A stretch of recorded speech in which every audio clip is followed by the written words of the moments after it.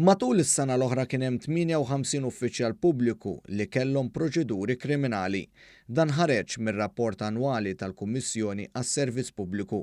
Minn dawk il-każijiet, 6 minnhom irriżulta li l-uffiċjali pubbliċi ma nstabux ħatja.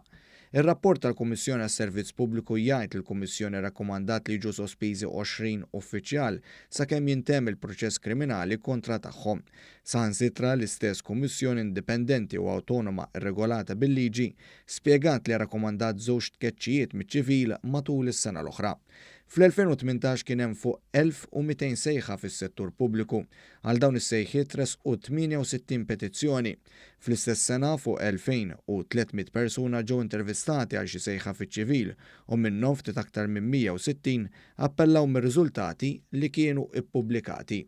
L-aktar ministeru l-intervista persuni għal post fis-settur pubbliku kien dak għall-edukazzjoni u x-xogħol. Fil-fatt kien hemm qrib l-1100 persuna li poġġew għall-intervista biex isiru uffiċjali pubbliċi. Matul is-sena l-oħra kien hemm ukoll 11 ħatra ta' uffiċjali li ġew revokati. Saru wkoll 3 ċikli ta' awditjar fuq l-amministrazzjoni pubblika.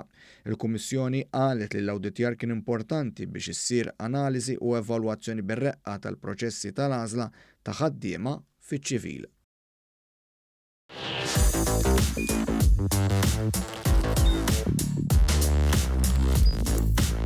Idħol fuq one.com.mt u hemmhekk tista' tara l-programmi kollha li jxandru fuq One permezz ta' One Play.